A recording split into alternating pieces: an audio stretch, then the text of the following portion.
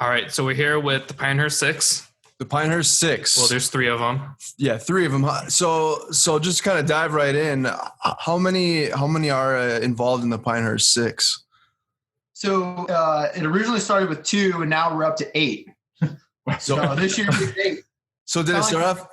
Did you guys start off as the Pinehurst Six, just thinking you're going to have 6 guys, or was it originally just like 2 and then kept changing the name on Instagram? No, so we actually this trip started 7 years ago. It's our 7th year we're getting ready to jump into. It started out just Brandon, who's our current defending champion, and myself were high school friends, lived together in college, and we were getting ready to kind of go out on our own and start careers and families and move on. And we're like, we have to find something that keeps like the friendship together. And we ended up just jumping into let's book a golf trip. So it started out with 2 of us, and over the years we've grown. And then we'll kind of dive into it a little bit later in the podcast of the real story. But for sure, last year was our first tournament, and it had 6 people. And so we deemed it the Pinehurst Six from the 6 people we started with. And then we had a few buddies like, we want to be a part. And so we're like, yeah, absolutely, let's do it. So we expanded to 8 this year. My favorite thing you guys always say is, well, if the Big Ten has more than 10 teams, we can have more than 6. I love that, especially because like we're from Minnesota, so it's all golfers and stuff like that. And I know we're not the bottom of the Big Ten, but like we're not like super high up on the. Well, Big you Ten. guys are Ohio, you said, right? Is that where you went? Did you guys go to? Yeah. Okay, yeah. Gross. So big Ohio fans, and yeah, you guys are on. This is you guys. We're down. We're down. We like being at the top of the Big Ten. That's right. Yeah, for sure. Yeah, it must be nice to beat up on Michigan every year. Yeah, as long as you guys beat up on Wisconsin too. That's and then there's and then there's us. So when you kind of started it, so was it just like you said like last year was your first like official tournament of 8? So was it just like an outing, just like hanging out with the boys and you just planned a trip? Is that kind of how it started?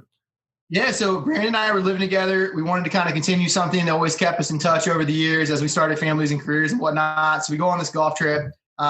We just Google golf trips North Carolina, and this company, Golf Escapes the Sand Hill, comes up, and I call the number and we get in touch. We know her as Mink Powell. And so I get in touch with the owner of the company, and we say, hey, we saw your deal online. It's $280. You get 3 rounds of golf and a 2-night hotel stay. And we were like, this is a steal. How do we book this? Yeah. So that's super cheap. Pinehurst. Yeah, we book it in Pinehurst. Him and I drive 8 hours down. We play our 3 rounds. We come home, quick weekend trip. We're like, hey, first annual golf trip in the books. Next year, I was getting married, and I was like, you know what? It's time to invite all the guys to like the 2nd annual golf trip. So invited a bigger group of guys that year. And then every year, the same like couple guys. We just kept going. It got to about 5 then. And we had 5 people. We went. Year 3, year 4, year 5 rolled around. We get to the planning of year 6, and we're adding a new guy, which is where we get the Pinehurst 6 from. Yep. We're finally to 6 full members, and I email Mink. And every year I email Mink around January, hey, it's that time of year again. We're ready to plan the trip. And, she was like, all right, where's your price range? Where do you want to play? Where do you want to stay? Let's make it happen. And so we'd have what we call a meeting of the minds. Yep. We go to a local brewery. Sure. All the Pinehurst guys get together, and we delve into what courses we want, the whole 9. So year 6 comes about, and I email Mink, and unfortunately we get a return email from Larry, her husband, who informs us that she has passed away. Oh, that's terrible. So that's kind of the representation for the Mink. That's kind of exactly. Okay. So See, we were kind of curious on what that meant. That's. I mean, obviously it's terrible, but it's really cool that you guys are kind of like, honoring in that sense, which is very cool. Yeah. So. Yeah. Go ahead. No, continue. I was listening. I just wanted to check on the Mink. We were like, we have to do something to honor her, because she has turned this into essentially like a yearly tradition where us guys just get away for 4 or 5 days, play 126 holes of golf, and just have the time of our lives once a year and kind of escape reality, if you will. Yep. For a couple of days out of the year. And it is great. And so we're like, we have to do something. So we formulate this handicap tournament. We turn it into something awesome. And so last year, as we've posted, you have Brandon wins the inaugural Mink Trophy. So you guys have a jacket too now? Is that something you guys? We do. Yeah, we do. So we're just getting to that. We're getting to that. Sorry, I'm bouncing around here, but I just saw it on you. I saw you guys posted it not too long ago. So is he wearing the jacket right now then? So Brandon is not wearing the jacket. Yeah, no, he's not wearing the jacket. We picked. Oh, it's brand new. It's for this it's for this upcoming. Yes. Yeah, it's for this upcoming one. So we're adding that to the trophy. We started the trophy last year, and we're adding the jacket this year. That's awesome. So is it kind of the same thing, similar to like the Masters, for example, with the green jacket, as far as like get to keep it for the whole year, or yes, okay. So with the jacket though, I go to this is year 7. Yep. Second year of the Mink tournament we're gonna do. I emailed Larry this year, and about a week and a half, 2 weeks goes by. Kind of odd not to get a response from them. And I get an email from their daughter, Kelly, who informs me that now Larry has passed away. Oh, no. Husband. So Kelly has lost both her mother and father in the past year. Wow. And we were like, we've got to find a way to incorporate Larry because he continued Mink's tradition. And so that's when the jacket came in. So we actually have it over here. Oh, sweet. Oh, yeah. So we've got. We're still working on getting it embroidered. That looks almost better than the Masters jacket. Very Masters-esque. Very much so. Nice gold buttons here. Yeah, we got some gold trim. That is like the real deal. Yeah, it's about as nice as you can get for $5 at Goodwill. Yeah, $5 at Goodwill. Yeah, that's even better. It's even better. That's I don't know who. That might have been a Masters jacket at one time. Somebody pulled the little thing off. Yeah. Ideally, we're gonna go get it embroidered with our logo, and then get the Larry put on it, and it'll be something that the winner will also get along with the trophy every year. So, with the tournament, how do you do it as far as like, do you guys do any gambling or any type of betting? I mean, obviously you got all the boys with you. Are you guys have anything like set up for that? Like, you guys have any like crazy putting games or anything that you guys play? Right, like for it to be a boys trip, you have to like be boys. You got to get some sort of gambling on the line. What's that? Yeah, I said you got to put some skin on the table. Right. Yeah. We usually play a skins game. We throw some money in, and I think last year we kind of formulated teams. There's like two-man best ball. Yeah, Brandon's the best player, so he's number 1. We'll get 1 through 6 seedings, and 1, 3, and 6 for 2, 4, 5, and play best ball that way. Throw some money in that way. Just something fun. Right. And every once in a while, we'll just look at each other like, "Hey, close to the pin buys dinner." I don't know. We're golf addicts. We're into it, and we're all competitive. We're all former high school athletes one way or another. So you got to scratch that itch while you can when you get out there with the boys. Absolutely. Did you guys have any? Oh, sorry. Go ahead. What was that? No, you're good. The tournament in itself, we kind of stole the format from the Barstool Boys on Foreplay. Foreplay, They did a trip where they took their course handicaps for all the courses they were playing, and they added them up, and then you start that much under par. So Chris, our worst golfer, is like an 18.6 handicap. So we're playing Pine Needles this year. The U.S. Women's Open is going to be there next year. Yep. So he's getting like 23 strokes there. Gotcha. So you add them all up, and he's going to start like 128 below par, and we're basically all chasing him. So, I like that concept. I like that. Yeah. So your worst golfer is better than me. So if you ever like really want to chase somebody, I'm in. Yeah. I'll go. What are you guys like as far as like handicaps? Are you guys all pretty much in the same range besides Chris? We've got a pretty wide range. I think Brandon's a 4. Yeah. So he's a very, very good golfer then. All the way up to 18 something. Well, it must be. Mine's 13.6, I think, right now. I'm at 15.5 right now. Yeah, mine's at 12.6 right now. So it fluctuates. It was up to 16 at some point, and now it's back down to 12. And we're kind of joking around like, crap, I can't get my handicap too low. Like, of course, the trip is right around the corner. You want to be playing well going into the trip, but you don't want your handicap. Right. Right. I totally, yeah.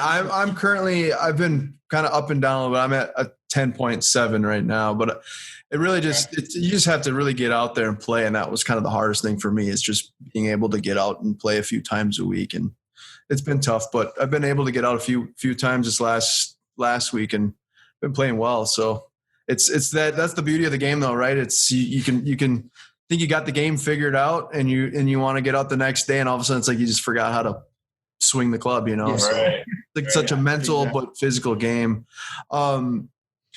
Did you guys, are you guys looking to expand, or are you guys kind of keeping this something like as far as like for future tournaments, or is this something that you want to kind of grow on, or just kind of keep it to like a minimum of like a eight person tournament? Do you want 2 more? Because like I can back my bags. We're working to get to at least 12 next year. Okay. Yeah, 12 next year's the goal.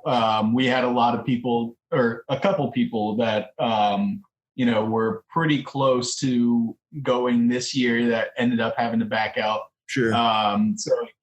12 next year, and I don't think we'll get much bigger than 12. Yeah. At a certain point, you're just renting out a frat house. It gets kind of tough. Right. Yeah. I'd imagine, if you're married, I'm married. Imagine it gets pretty tough too. Is it something that you guys have, it's like same date every year? I know like sometimes on like those annual trips, you try to keep it around that same date, or do you guys kind of spread it around, or just kind of whatever's like you find something cheapest or whatever it might be, or availability for Pinehurst? We do, I think it's June 21st is when the discounted rates start down in Pinehurst for their off season. Sure. So pretty much any date between like June 21st until a lot of them are teachers in the group. Okay. And so summertime, everybody's off. And so we try to plan it before August when school goes back. We try to keep it in that time frame. Gotcha. So Pinehurst has, is it 9 courses? Yes. Yeah. Pinehurst Resort, yeah. Yeah. 9 courses. So Is that including the cradle? what's that? I have no idea. No, Cradle's The extra. cradle is an extra one, so a 10th course. So there's 10 courses. Okay. So when you guys go to the turn, like, so how many rounds? Is it 3 rounds still that you guys play, or do you play? Which courses do you normally play? Have you played every one of them? Have you played all of them? Oh gosh, no. This is actually the first year we're playing a Pinehurst Resort course. So Okay. Pinehurst, Gotcha. mecca of golf. Yep. There are so many like awesome courses down there. So we just play around the area. We Gotcha. stay in conferences that are like right across from the Pinehurst clubhouse. They're on number 3. Number three. Yeah. So we wake up and sip coffee and watch people play hole 13 or something of number 3. And just kind of dream of playing number 3. We actually tried to play number 3 Last year. Yeah. last year and this year. Last year they had like the U.S. Kids Open there or something. Yeah. like that. Yep. I think you're right. So because number 2 is number 2, they're arguably the most. That's the most kind of their most famous course, right? Host the Open. Not the Yeah, US that's the one Open. that hosts the Number Open. 4 is a pretty good one too. Those are all pretty pricey, so we're working towards getting to play those eventually. Sure. Is it hard to get onto as far as like availability? Not only like the pricing, is it, especially when you're trying to have like a group of, like 6 or 8 guys that are playing? Well, the hard part for us is that, we start our planning in January. And so when we reach out, like most of our tee times are secured by like March. Gotcha. And when you book at Pinehurst, you have to wait till a week out to book it. And so we get kind of to that point where, depending on what we already have booked, we kind of have to work it into our schedule. Okay. Well, to some of the courses we play, one we play every year that's like a staple. It's always the opening round, is Seven Lakes down there, which is just it's an amazing course. And is it 13 that is over the water? 14. Yeah. Hole 14. It will be absolutely a live hole. It'll be broadcasted, and let the entertainment begin. It's a lot of water. So you're gonna do some live broadcasting? Oh, absolutely. Yeah. Oh, I'll set the over under at 4.5 balls in the water out of the game. I'm pretty sure TK 2.0 put 3 in himself last year. Yeah. So really? it's a hole. It's You got to carry it at least 200, depending on how aggressive you're going to be trying to go towards the hole, take off some of the course there. So you're pulling like the tin cup, just continuing to just get another one and another. Yep, exactly. And you can kind of get ballsy and, cut out as much water as you can. But then, you think you're safe, you're at your tee shot, you find grass, and then you just, slice your next one right back into the drink. So it's a difficult hole, but it's fun because, you can be we're all competing against each other. So you can be 3 strokes down on a guy and, be up 2 up. Yeah. Right. And be happy as a clam, and the other guy's kicking himself and busting out a new sleeve of golf balls. Yeah, that was me this weekend. I did like a little boys trip with some of my friends. Derek wasn't involved in it, unfortunately. We played like one of the top courses here in Minnesota, and hole 12 is like a short par 3. And everything about my game, I hate short par 3s. I just can't do it. I panic. I think I put 3 or 4 in the water. And then I think one skipped and almost made it. So I was like, maybe I can skip it and make it. No. So my over under, it's like, how many is Dom going to put in the water this year? Starts to borrow golf balls. No, I had opened a new sleeve. So definitely relatable. So do you guys like go all out and like have all the sorts of crazy golf polos? Yes, like if you guys do teams or anything like that, you guys do any like matches or anything? Not really. I mean, this is the first year we did like a collective. I mean, now we have a logo, kind of like a collective matching gear. Golf balls, but pretty much, there's like a box of like pinnacles, like for hole 14 situations where like I can't lose my just get this one in the fairway and run away with bogey type, and then the rest of it, we just kind of bring our own stuff for whatever it is. Sure. So it's kind of like that meme I posted a while back. I don't know. I forget who made it, but you normally use a Pro V1, like your hole around until you see that water hole. And then you're like, you're digging through the junk golf balls. You always have to have those on hand, right? Especially now this year, because we have some Vice golf balls that have our logo on it. So we're definitely. I saw those. Yeah. My advice is find the nearest pond and just always donate one right away. Just throw it in. That's what I do. Donate to golf gods and hope they accept your sacrifice. Exactly. Yep. Start it off fresh. So what's like one of the coolest things that you guys have like experienced out there, like with everyone out there playing? Like, you got any like hole-in-one stories or eagles or not yet, or like a snow, like what's that? So we might die when we get a hole-in-one. I don't know. Pinehurst has enough alcohol. There's talks of tattoos and different things. There you go. It's a lot, right? We'll see. Yeah, we don't. Let's hopefully you got to stream it on like a par 3 then. So let's hope that happens. Yeah, right. We're definitely gonna start recording on all the par 3s just in case. Keep the cameras on. Do you guys have like a loser bet? So like I don't know if you guys play like fantasy football or something, but like the loser in some cases have to get like a really bad tattoo. Or I watched one where a guy had like dartboards on his hands and his buddies threw darts at him. I don't know. Do you guys do anything like that? So the idea has been thrown around. Matt and I, when we were out chocolate shopping, we saw some very unique one-piece bikinis that the loser may have to pose on the golf course in if you finish last in the make. So it's like boring. The idea has been thrown around, but we're not quite there yet. I think you should do it. Yeah, you got to do something. You got to end it like on a good note. It's fun for the winner, but also even better for the loser. Well, not for the loser, for everyone else. For everyone else, right? Yeah. Do you guys fly out there? Do you guys drive, or what do you normally do? We drive. Yeah, it's about 8 hours. We kind of, well, in years past, you guys were going down early. Yeah. So. Chris in the group, Chris Barkmus in the group, his mother-in-law actually lives just like east of Charlotte. And so it gives us like a 40-minute ride in the morning. So we'll go down a day early. We do dinner, stay the night at her place. And most of the guys meet there. And then it just gives us 40 minutes in the morning over. In past years, we've done like a practice round while the other guys are all driving down. But this year, everyone's going down early. So we have a full 7 rounds that'll be part of the tournament this year. Yeah, 7 rounds in 4 days. So it's going to be a lot of golf. That's going to be awesome. You guys should rent like a party van and just all go down together. Yeah. So do you guys have to is there always there's always one in the group that always just shows up late to everything. Do you guys have one of those that you gotta that's my one buddy. I'm telling you, it's me. Well, it's you me. Too. And I have another buddy and it's the same thing. It's like, he's like, can you pick me up in the morning? I'm like, yeah, sure. I get there and I'm literally calling him 100 times. No answer, knocking on the door. I was going to leave. Finally, he got a hold of his wife, and she was able to get a hold of him. But he's the same way.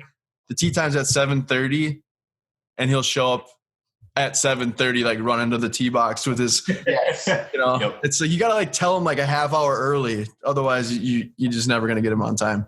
There's always somebody that had a little too much fun the night before. Yes. He did, yeah. He had a good night, so it was worth it, I guess. Yeah, but, just so we're clear, it's not me. Yeah, that one was not. It's not me. No, someone else. But there's always that one guy. So are you guys gonna end up driving basically two or three vehicles, leaving all at the same time then? Yeah, pretty much. Probably what?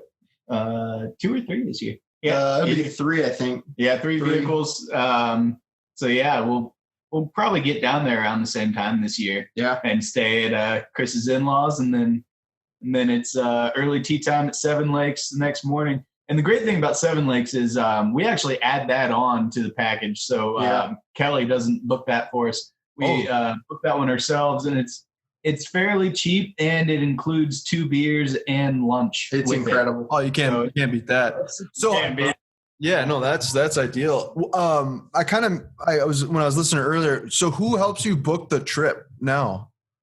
So it started with Mink through Golf Escapes to the Sandhills, and then her husband Larry continued Golf Escapes to the Sandhills, and now their daughter Kelly. Okay, so she's the one. Yeah. Okay, so she's continuing the family business and keeping it going. And what was that name again? Just so I can make sure that we get that the actual is it Golfscapes? Did you say?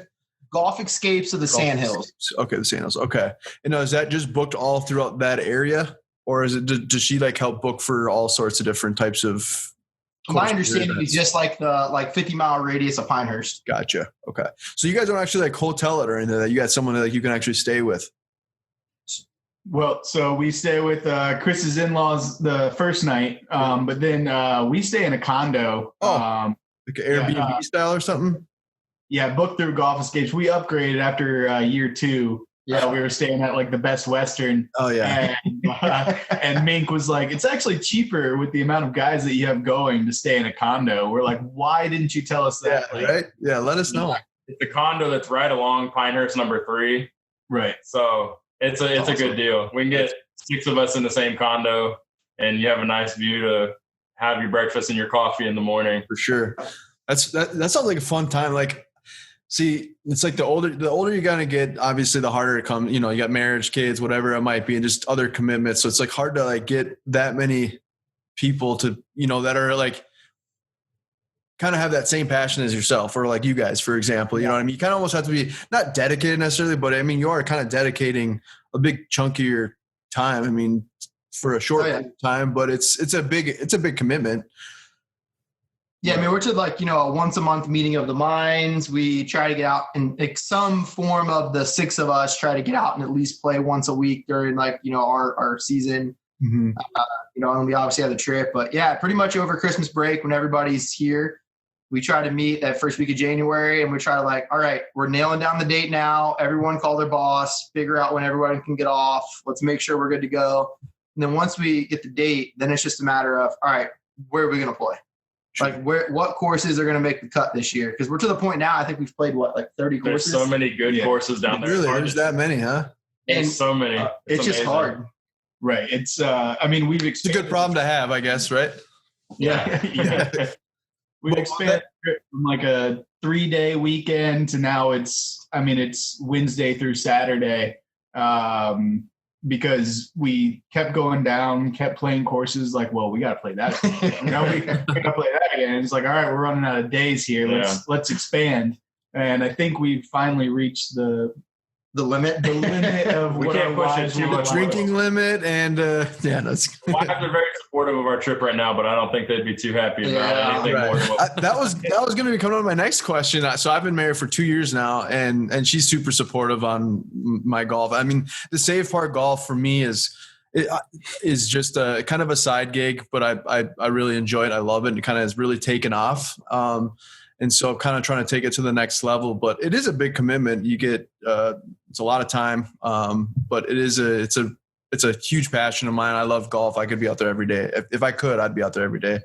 Right. Absolutely, yeah. But is that something that's been kind of a difficult, not necessarily just because of if you're married, but just in general of, like you said, getting 6 or 8 people to commit to something like that every year? Has there been any like backouts, or has that been a real struggle for you? Or I can barely get like 2 or 3 guys to commit to anything. yeah, I was gonna say that. So getting 6 or 8, I applaud you guys. Right. Especially me being like a manager. Like, oh my God, getting my staff to do anything is like pulling teeth. You just need to reach out to these guys. I do, right? yeah. Yeah. No, this is actually the first year. Well, this is the first year in a while that we've expanded, other than the one person, because it's been the 5 of us for so many years. Pretty 4 years. Yeah, 4 years. I think we had 6. One guy dropped out, then 5 of us for 4 years, and then last year we brought in TK 2.0.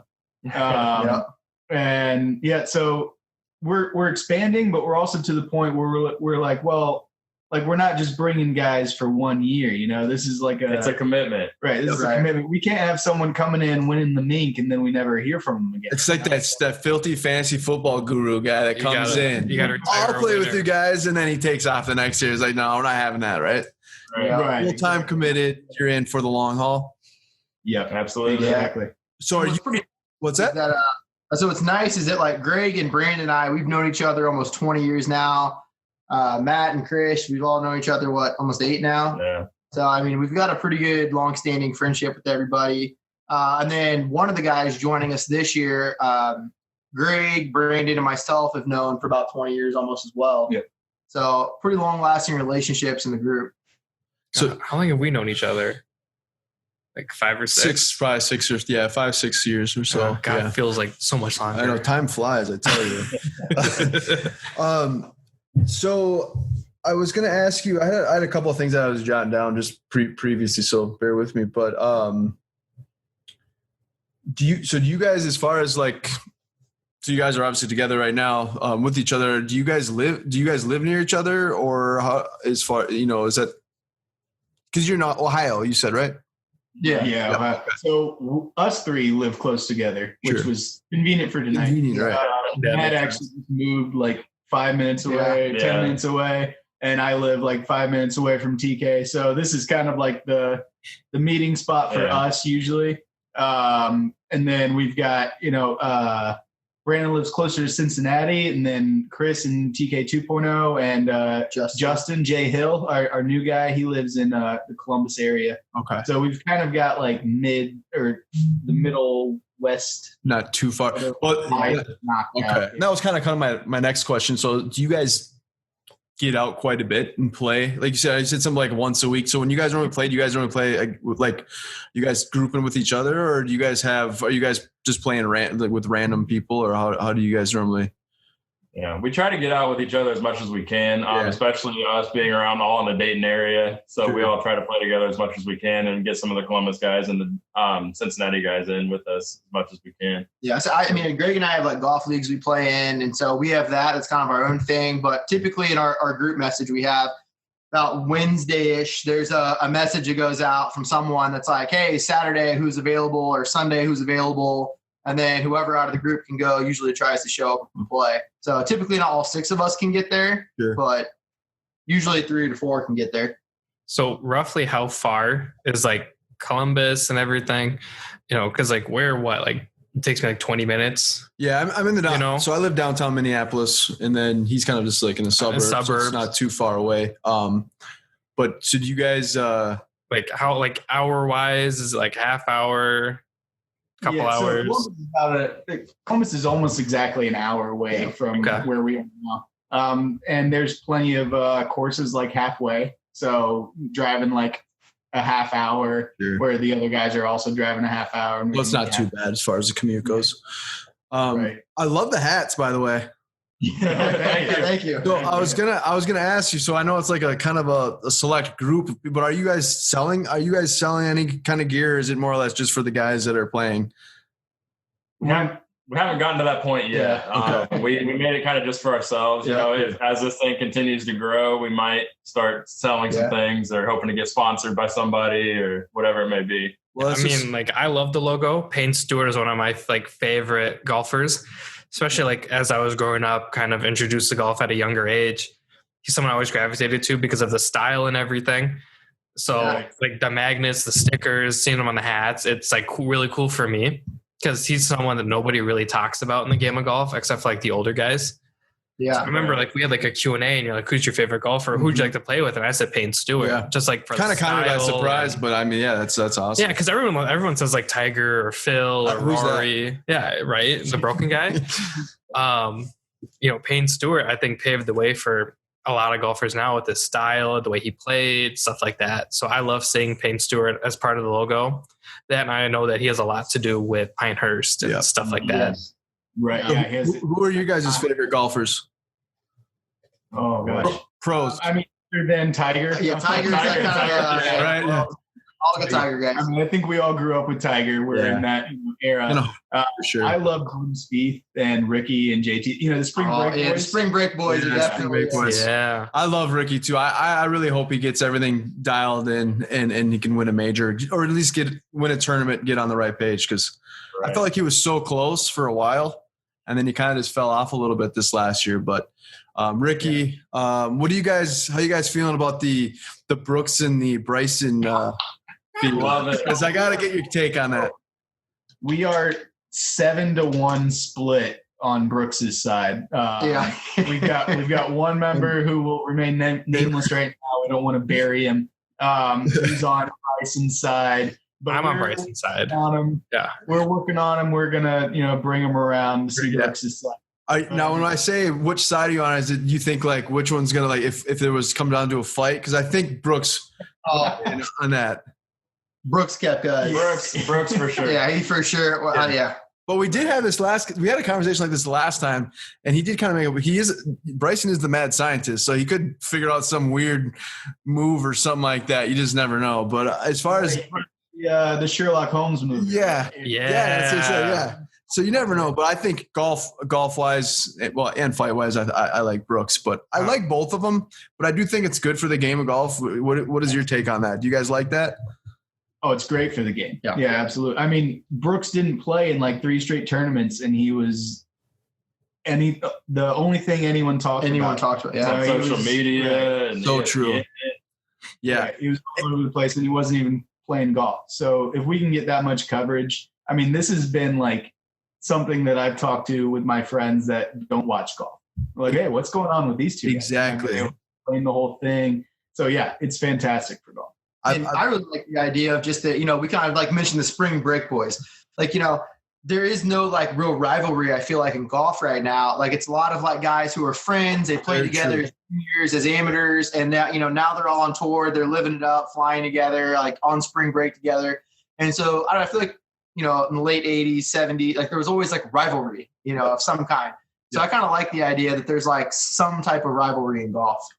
I agree with you 100%. I love it. I also, I don't really know if, so I sort of mentioned it again last time, but I don't know if I feel like Brooks really just doesn't really care for him at all. And I feel like Bryson kind of just almost I don't know. I think he thinks it's funny, but at the same time, I don't think he's really I don't think he dislikes Bryson. I think it's just one-sided, right? That's the reason I like Bryson is because to me, he's just pushing Brooks's buttons, right?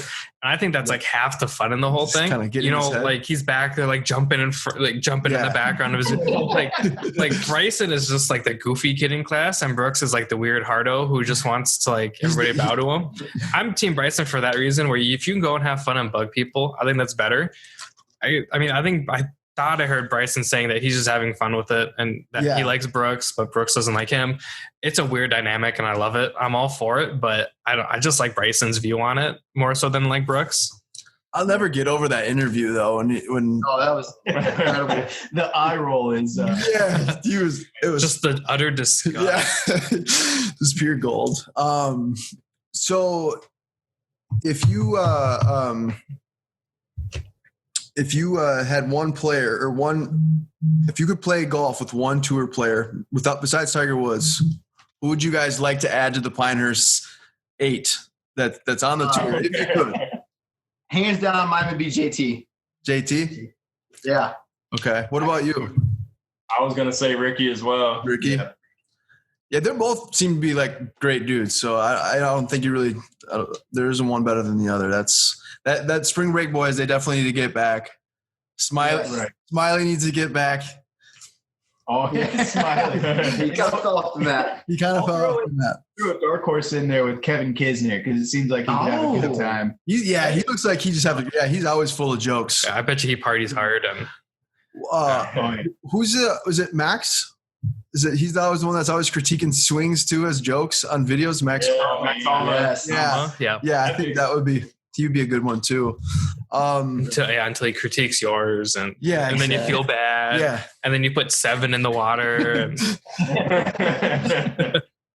is there anything that like with Safe Par Golf podcast that you guys, I know, like I said, it's kind of a tight knit group that you guys have, but if there's anything that you'd like for us to do to help you guys out in any way, like I said, just let us know. We're super flexible. We're all about growing the game.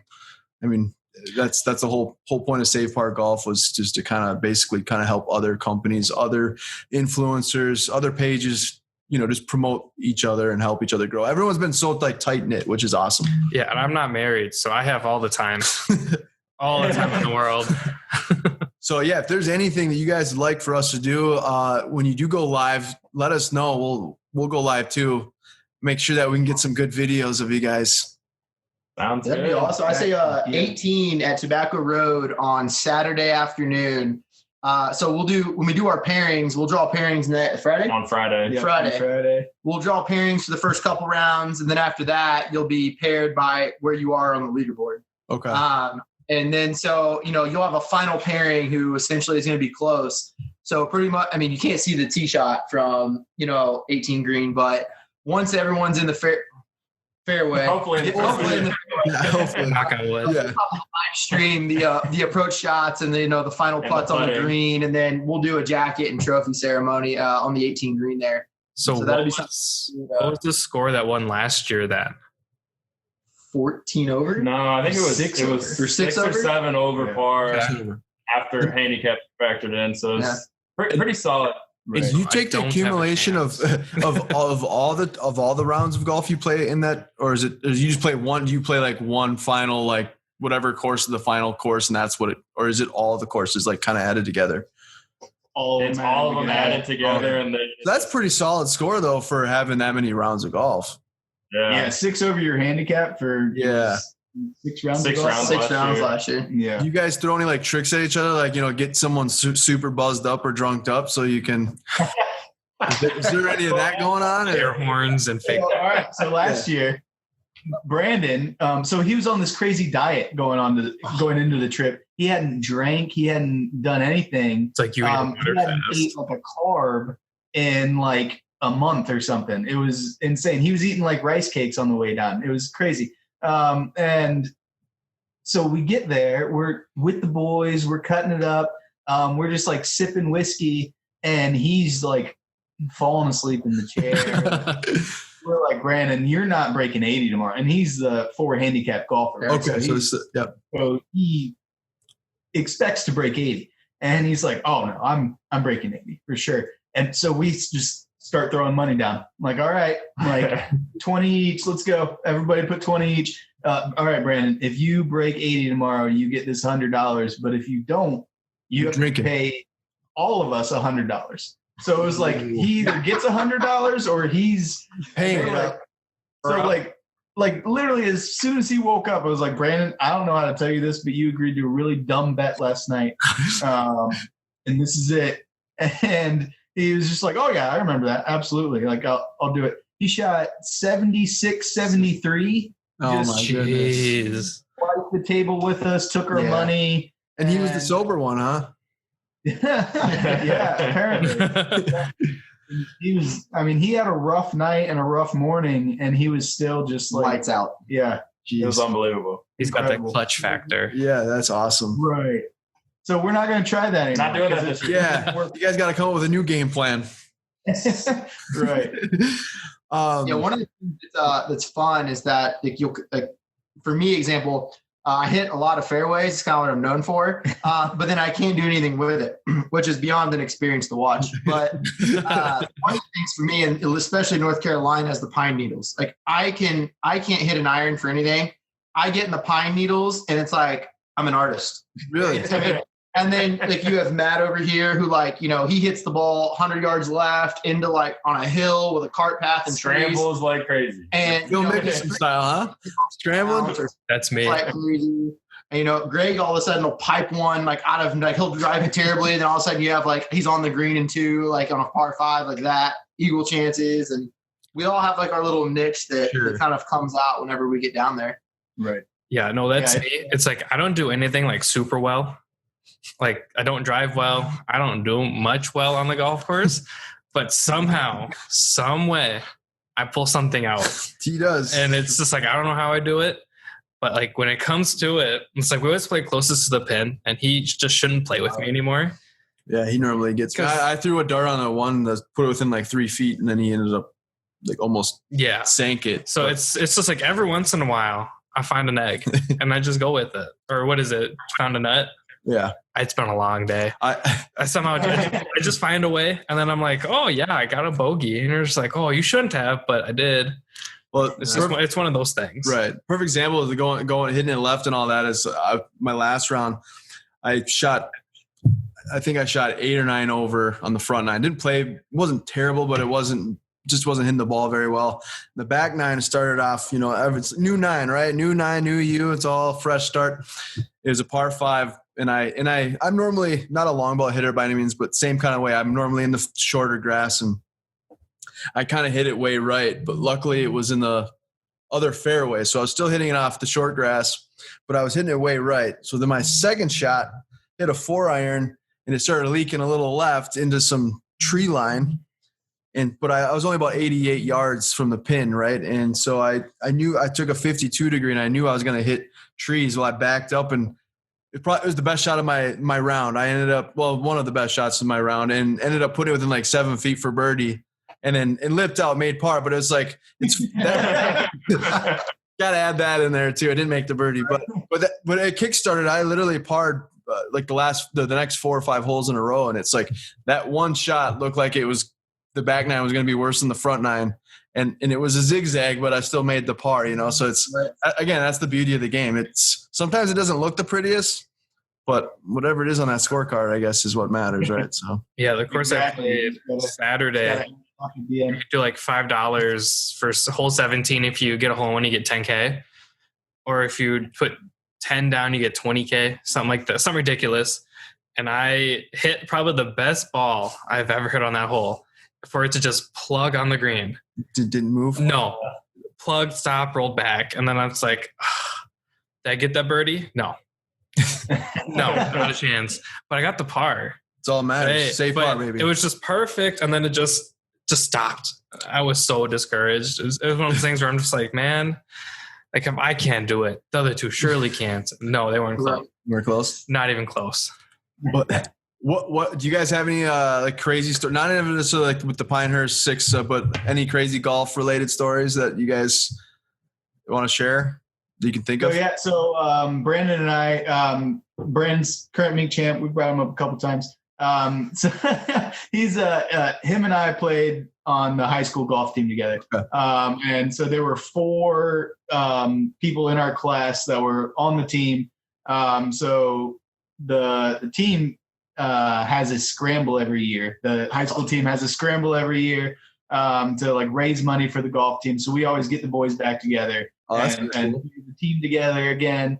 And we get like matching polos, matching hats, the whole kit. Yep. And we go out there just to have a good time. And so we play at a course called Meadowbrook. It's fairly short, but the greens are really small and quick. Sure. And so number one, so it's shotgun start. So we're on like our fourth hole or something. We make the turn in number one, and it's a 308 yard par 4, kind of uphill a little bit. And so Brandon just pipes his drive. Like, I mean, it's going right at the green. We're like, all right, sweet. Like, we've got a couple up there. Let's see what we got. Me and another guy went right into the tree. So we're looking for our balls. And we see Stevens over there. It's like, all right, we got an easy chip there. Sweet. Like, where did Brandon's end up? We're looking all over. It was in the hole. A hole in one on a par 4. Wow. So obviously just going insane. Probably the craziest thing I've ever seen on a golf course. So you didn't see it drop in the cup necessarily, but you knew it was tracking in that right direction. Oh yeah, it was one of those dumb moments where you're like, well, let's look in the hole just in case. And yeah, it was there. So was it an expensive tab for him that night? It wasn't too bad. We took it easy on him, but yeah, it was a good night. A good night was had by all. So we have a course that I love to play. It's called Victory Links, and it's one of my favorite courses. But I was out there 2 weeks ago, and it's kind of that same thing. There's it's a pretty long course though, except there's one hole that's about 308 yards, right around that same range too, and there's a bunker though, right on the probably 10 yards before the green. So it's like, and the pin's right there. So it's like, you kind of want to, it's wide open, but you have a chance to get it on the green if you can get a hold of one. So my one buddy tees it up, hits a really good shot. It hits the bunker and it pops out. So he's just off the edge of the green, and I always have just a little baby draw to my drive. And I hit probably one of my best drives, and it hit the front edge of the green. And then, all of a sudden it starts rolling towards the pin, and at that point, my heart's just pumping because everyone's like, "Oh my God, that's going in!" And ended up missing it. It was about 8 feet away, but that was like the closest as far as on a par 4. But that doesn't happen. That's rare for me. But I did make a birdie. I lipped out my eagle putt, but I did make the birdie though. So stress-free birdie. But right. But that's what keeps us coming back though. Stuff like that. I have hit a hole-in-one on a par 3 by myself because that's count. That's kind of what happens when everyone hits a hole-in-one, right? By yourself. But yeah, I was on it's an executive course. My buddy didn't show up, so I ended up just walking it. And they cut the hole down. It was a par 4, but they moved it to a par 3, and it was 160 yards out. And again, I was by myself. I just had my headphones, and no one was even around. There wasn't even anyone golfing near me. No one to witness. Yeah. So it was about 160. I had an 8-iron, and it was literally just one bounce, slam dunk. And I'm looking around to see if anyone, there's no one. I had to have seen that. Yeah. And I'm like, I can't be going crazy, So then, of course, my first instinct was I FaceTimed my older brother, and I'm like, hey, I think I just hit a hole-in-one. I'm going to walk you up to the course with me here, or the cup, because, I need some sort of proof. But it's one of those where it's like, I hate explaining myself that I hit a hole-in-one by myself on an executive course, when 9 times out of 10 I play with 2 or 3 other people. You know what I mean? But that just happened to be the time that I played by myself. So it's like I have an official, unofficial hole-in-one. It's like that dude who gets over after losing 2 balls OB. Yeah. He takes 4 drops and still gets a birdie somehow. Somehow, some way, right? Yeah. I know the closest I've been was we were playing at the Legends at Giants Ridge, which is like an up north course from here. It's supposed to be really beautiful. The hole 17 is over like a lake, and you're pretty level with the green from the tee box. And the ball had roll over the hole, bounce over, and just keep going. And it's just it was one of those moments where I was like, oh no, on the one of the most scenic holes I've ever seen, for me to get bogey and 3-putt. So that's the closest I've ever been, other than what could have been on Saturday. I will never know because the ball plugged. Yeah, I'm sticking to that. And I don't know. It's just one of those things where it's one day. But I'm perfectly happy never getting one. It is what it is. That's where we're different. I'm not. Yeah, I'm not. I got 4. For me, it's more about the experience of going out with people versus oh man, today's the day. I'd rather have that I'd rather shoot par though. I'd rather shoot par than hit a hole in one. I'd rather have like that sense of fun and enjoyment versus like the stress of when I'm going to hit one or worrying about what I'm shooting, stuff like that. What about you guys? Would you rather shoot even par, or would you rather have a hole in one? I'd rather have a hole in one. I think I'd rather have a hole in one too. I'd probably rather shoot even par. I'd rather have the whole round. Right? Yeah, that's kind of my thought too. That's what happened to my buddy. He got a hole in one and still lost the other two. Well, you see that on scorecards. It's like, yeah, you just started 3 weeks ago. You got a hole in one. There's like a 10, and a 7, and a 6 below. It's like, I'd rather have a shoot par. But so we appreciate you guys being on and taking the time. Thank you. Yeah, absolutely. We'll have to do this again. We'll have to do another episode after the trip, because the trip's coming up, right? Yeah, next week. Next week. So you guys are probably pretty pumped. Oh, absolutely. Yeah. We're very pumped. So save all those good memories, and hopefully you guys get some hole in ones, and we can do an episode 2 and do that. But before we end, we always talk about food. So if you had one last meal, what would it be? Anything in the world. Let's see. I would probably get a nice steak with a blue cheese char on top. And yeah, just is there a place that you would go to? Is there a certain steakhouse that right off the top that comes to mind? No, not right off the top of my head. Probably, I don't know, like Ruth's Chris. Ruth's Chris. Yep. Something nice. We're not going to cheap steak here. Yeah. Outback. Not going to the Applebee's. We're not going to Outback. But okay.